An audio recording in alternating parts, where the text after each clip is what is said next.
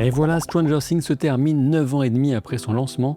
Impossible de satisfaire tout le monde, même avec 2 heures d'épisode final, mais au moins, la série a su prendre du temps pour ses personnages.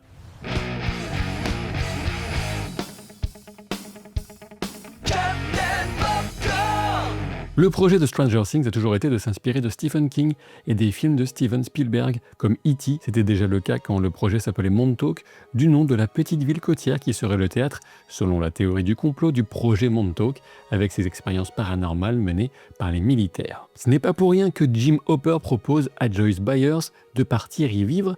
De la Bible du projet Montauk, on retrouve beaucoup d'éléments dans ce qui est devenu Stranger Things. Et je me souviens bien de ce nom de projet Montauk, car c'est celui que j'avais utilisé dans une vidéo à l'époque pour pointer cette série à venir comme ayant un gros potentiel. Je travaillais alors encore pour The Ground Test, puisque la chaîne Captain Popcorn n'a été lancée qu'en 2017. Les références à Stephen King sont bien trop nombreuses pour être toutes relevées.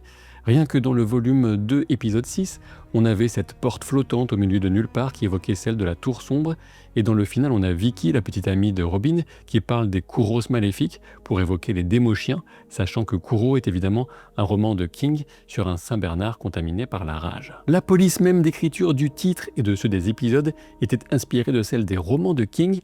Alors qu'en est-il de l'impact de l'auteur prolifique sur la fin, sachant qu'on lui a souvent reproché d'avoir un peu de mal à bien terminer ses histoires. Sachant que la série Ça, Bienvenue à Derry vient de s'achever, on est encore un peu dans l'ambiance Ça, et on trouve une référence plus que directe à la forme physique de la créature de Derry dans celle du flagellant mental combattu dans ce final. Lorsque Will annonce à Vecna qu'il n'a plus peur, et même qu'ils n'ont plus peur au pluriel, on retrouve le processus du combat des losers contre l'araignée. On peut même y ajouter la séquence de Dustin et Steve qui semble détruire des œufs sous le ventre du flagelleur, autre clin d'œil à la fin de ça. Disons que la facilité de l'ensemble peut se pardonner peut-être au regard du temps judicieusement consacré à l'adieu au personnage, ce que ce final perd en combat final insuffisamment difficile et en absence de grandes révélations ou renversements, il l'investit au moins dans l'exploration du devenir de ses enfants devenant adultes. On a pas mal de faiblesses malgré tout et je vais y revenir, mais la scène sur le toit réunissant Nancy, Jonathan, Steve et Robin était touchante, d'autant plus quand on a l'expérience de la difficulté à maintenir des amitiés à distance à l'âge adulte. Plus touchante encore était la scène du point d'orgue apporté à la campagne de Donjons et Dragons maîtrisée par Mike lorsque les personnages rangent leurs classeurs respectifs. Les acteurs disaient aussi adieu à leurs personnages puisqu'il s'agissait a priori du dernier jour de tournage, ce qui rend l'émotion d'autant plus authentique. Le passage de flambeau tandis qu'Holly et ses amis prennent possession du sous-sol et du jeu de rôle était aussi un joli moment, même s'il n'y a bien évidemment aucune limite d'âge pour jouer au jeu de rôle et que Donjons et Dragons a beau être le premier, il est loin d'être le seul JDR. J'en profite pour vous parler ou vous reparler d'une manière non sponsorisée d'un jeu français inspiré des livres de fantasy de Mathieu Gabory. Le jeu est déjà un grand succès en précommande et il vous reste quelques jours pour profiter de Pénombre avec un système de jeu aussi inspiré que son univers est original et esthétique. Il y a bien eu une collaboration commerciale sur le sujet, mais j'en reparle ici gratuitement car j'aime beaucoup la proposition et je pense que le jeu conviendra autant à des novices qu'à des joueurs expérimentés, le tout avec un luxe graphique des plus appréciables. Allez vite y jeter un œil en passant par le lien en description et en commentaire épinglé. La théorie de la survie d'Eleven me semble être personnellement nettement plus qu'une théorie, car on pouvait déjà distinguer durant la scène de sa disparition l'image d'Eleven disparaître avant que la destruction du monde à l'envers ne semble vraiment survenir. Les frères Duffer estiment que jamais rien n'aurait pu avancer dans la vie des autres protagonistes tant qu'Eleven aurait été présente. Il précise dans une interview accordée à Variety qu'Eleven représente l'enfance de ses personnages et qu'elle doit disparaître pour qu'ils deviennent adultes, tout comme la campagne de D&D devrait se finir.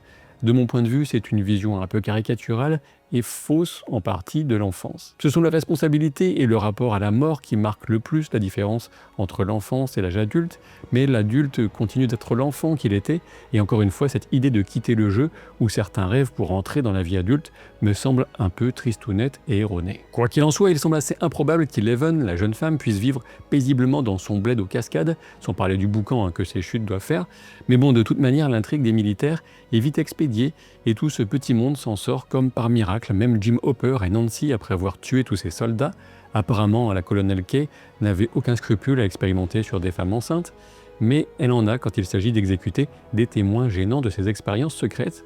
On y croit vachement. C'est simple, la seule raison d'être des militaires et du personnage du Dr Kay était de forcer Eleven à disparaître, et dès que ça a été le cas, Ils se sont tous volatilisés par magie, je suppose, comme l'instrument scénaristique inutile qu'ils étaient.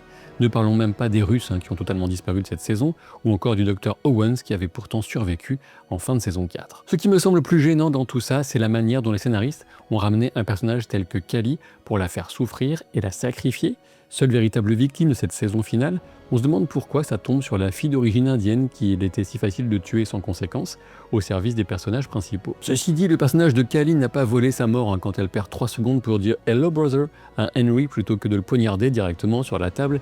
Évidemment, mon propos ici est volontairement exagéré quand je dis qu'elle n'a pas volé sa mort, mais cela reste une des séquences les plus agaçantes de tout l'épisode. Concernant le timing de son intervention, si elle a bien eu lieu pour donner l'illusion de la présence d'Eleven, rien d'impossible a priori, puisque Eleven aurait été éloigné des ondes et comme pour Mike, aurait pu communiquer avec Kali à distance par esprit. On se demande néanmoins comment Kali aurait pu survivre aussi longtemps à une telle blessure avec autant de pertes de sang, mais bon, dans un monde où Derek est plus fort physiquement que Vecna pour récupérer Holly quand ils la tirent chacun d'un côté, il n'y a plus guère matière à s'étonner. Holly, justement, un petit mot pour souligner qu'elle a guidé les autres enfants en brandissant une lumière typique d'une clairesse de Donjons et Dragons, d'autant qu'elle a aussi frappé Henry avec le tisonnier, sans doute son arme divine. Que ce soit Holly ou même Derek, ces personnages introduits à des rôles importants en saison 5, tendent à prouver que la série fonctionne mieux avec des enfants dans le respect de son ADN initial. Et en parlant d'ADN, on se demande vraiment où sont passés les Démogorgons et Démobats qui devraient pulluler dans les abysses et servir d'armée au flagelleur mental. Oui, il est temps maintenant de parler du combat final. Si la créature est une grande réussite visuelle, sa défaite est une catastrophe de facilité scénaristique. Tous les pouvoirs mentaux ont disparu et le flagelleur est passé d'une présence terrifiante à une grosse araignée crabe stupide et incapable d'écraser des adolescents avec des boucliers en couvercle de poubelle. On imagine bien l'immense danger que la créature aurait représenté pour l'armée américaine. De l'aveu même des créateurs et réalisateurs, le combat est pensé comme un boss final de jeu vidéo, mais dans ce cas, un mauvais jeu vidéo car on n'a aucune phase, aucun danger réel ressenti, et une intelligence ennemie particulièrement nulle. Du côté des incohérences scénaristiques, on se demande aussi ce qu'est devenu le fameux lien de Will à l'esprit de ruche quand Vecna et le flagelleur se font grièvement blessés puis tués. Puis le rapport aux 12 enfants semble très nébuleux aussi, d'autant que le flagelleur s'anime alors que les esprits des enfants restent libres, hors de la portée d'Henry, malgré leur corps bien prisonniers dans les abysses. Concernant le passé nébuleux de Henry, on se demande aussi comment il a pu à la fois être un enfant cobaye de Brenner tout en fréquentant le même lycée que Joyce et Jim, ce qui semble se contredire totalement. Lors de la destruction du monde à l'envers, l'explosion de la matière exotique était pourtant censée menacer Hawkins de base, selon les explications de Dustin, mais l'explosion s'arrête pile au portail finalement, sans que les héros ne se posent la question auparavant. On peut aussi s'amuser du discours de Jim à Eleven quant à la nécessité de briser le cercle de la violence pour ensuite voir Joyce décapiter Henry en je ne sais combien de coups. Les frères Duffer ont finalement évité la semi-rédemption d'Henry, qui affirme avoir choisi de ne faire qu'un avec le flagelleur. C'est un choix qui a le mérite d'éviter un cliché assez répandu. De l'autre côté, un Henry repentant, manipulé mais condamné à mourir par le flagelleur dans un dernier déchaînement, n'aurait-il pas apporté un peu plus d'émotion tragique à un combat final très prévisible et facile? Comme je le disais, pour moi l'épisode devient meilleur quand il a expédié toute l'intrigue principale pour enfin revenir à ses personnages. Cela commence avec la boucle bouclée par Will, qui est celui qui libère Holly, comme s'il se sauvait lui-même enfant. On apprécie l'hommage que rend Dustin à Eddie lors de son discours de remise de diplôme, puisqu'il fait exactement ce qu'Eddie avait annoncé vouloir faire avec le doigt d'honneur au principal, et tout le reste, hommage souligné si besoin par son t-shirt Hellfire Club. De mon point de vue, Karen Wheeler semble avoir plus de vie en une seule scène avec Mike que Joyce dans toute la saison 5. Winona Ryder n'a rien eu d'intéressant à faire de toute la saison, et si on en croit certains articles, elle aurait touché plus d'$1 million par épisode de cette dernière saison, tout comme Millie Bobby Brown ou encore David Harbour. Impossible de savoir si ces données sont fiables, mais si elles le sont, rien que les cachets de l'énorme cast principal représenteraient au bas mot quelques $10 millions par épisode. Enfin, la série a un joli générique de fin sur la chanson Heroes de David Bowie, ça c'était cool. Alors certes, on voit la couverture d'un jeu de rôle Stranger Things à la fin, mais à aucun moment je ne pense qu'on puisse sérieusement imaginer que toute la série n'était qu'une campagne de jeu de rôle Stranger Things. Cela viendrait vider de sa substance et de son impact émotionnel la création, et ce n'est pas du tout l'intention de ses créateurs, malgré leur maladresse dans cette saison finale assez imparfaite. Si besoin, sachez que les frères Duffer ont dissipé sans aucun doute possible les rumeurs qui traînent sur internet d'une saison 5 lourdement modifiée par Netflix avec des tonnes de scènes coupées.